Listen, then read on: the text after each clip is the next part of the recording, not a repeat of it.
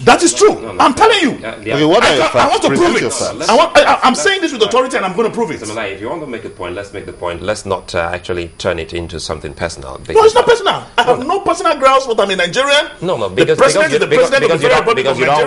you don't work with him. You're not in his office. You cannot say he doesn't know what is happening. I'm telling you authentically. Have you spoken? I'm telling you authentically that he does not know what is happening because my president addressed the country and told me that EFCC is doing well, that he believes so much in the chairman of EFCC. It shows that there's a disconnect. No, you don't assume there's now. A disconnect between the president and the people, or he's been lied to by some people. Let's get to the focus of this interview now, because we wouldn't want to assume on this platform now. I'm not assuming. I'm not assuming. I have a president who doesn't give a damn. As a citizen of this country, I have the right to challenge.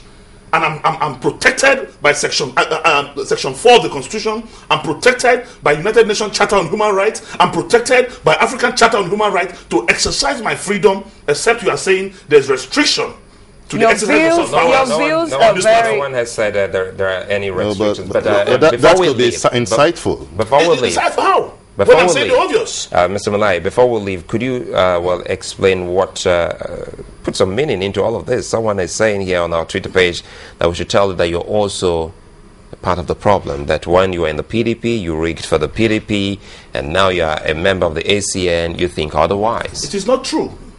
And that statement is fallacious. That statement, to me, is satanic. To accuse me of rigging for the PDP. Did you fight the way you're fighting now when you were in the PDP against the government of the day? I did not just fight when I was in the PDP. When I had my situation against Dimeji Bankole, the National Executive Council of PDP invited me and invited Dimeji and asked me to drop the matter. I refused to drop the matter. I was in court in the end.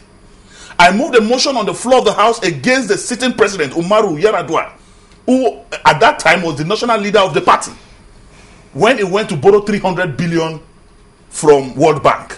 I moved the motion and the money had to be returned. I moved the motion as a member of the PDP when the contract, Julius Berger contract for the construction of the Abuja airport runway. It was a PDP contract. It was a PDP minister.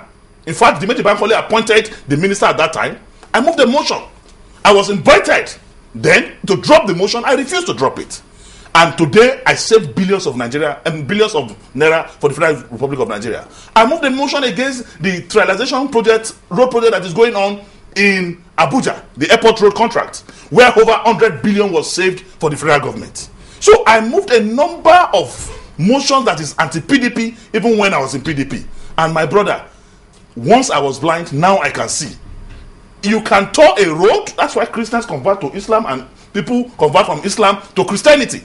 That I was a member of the PDP does not in any way or manner impute that I am also, understand, as dangerous, as terrible as the people that are there now. And that was eventually why I had to leave.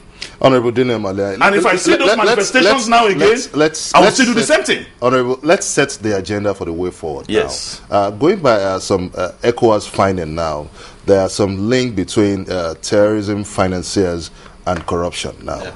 And that might be traced to maybe the administration before the present administration. Now, so how can we begin to checkmate all this? I just returned from Senegal, Dakar, late night yesterday, where ECOWAS invited me to deliver a paper. Understand? To deliver a paper on legislative corruption, terrorism financing, and money laundering. And I delivered, by the grace of God, a very wonderful paper.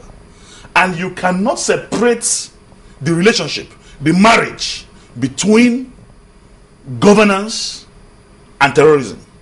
You cannot separate money laundering from terrorist financing. And who are the people that launder this money? It is, and they are people who eventually stole dirty money and using it for clean deals.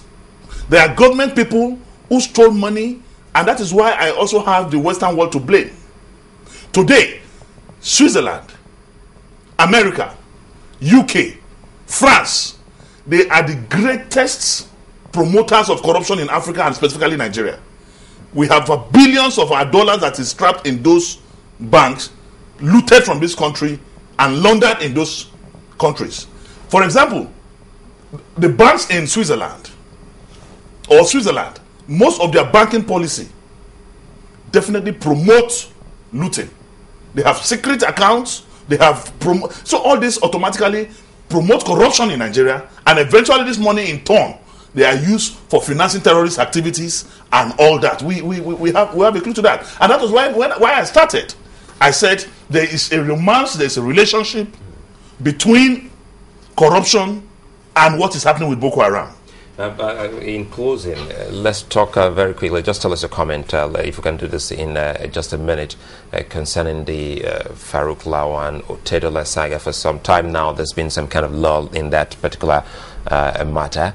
What do you hope to get at the end of the day? The truth of the matter is that Farouk Lawan, PDP, Otedola, PDP financier, at the end of the day, they are trying to treat it like a family affair. But unfortunately, we are prepared to do everything within the confines of the law to make sure that this matter will not die, this matter will not be buried. We are going to confront corruption like never before. If by September the president refused to show capacity that the federal government have capacity to tame the issue of Boko Haram, we are coming out to make this country ungovernable within the confines of the law. We are going to come out and protest like never before to make sure that Boko Haram, corruption, must come to an end in this. We have no any other country to call our own. So the president must actually become born again. He must stand up on his feet and ameliorate and palliate this problem. It's not an issue to be handled with with hand.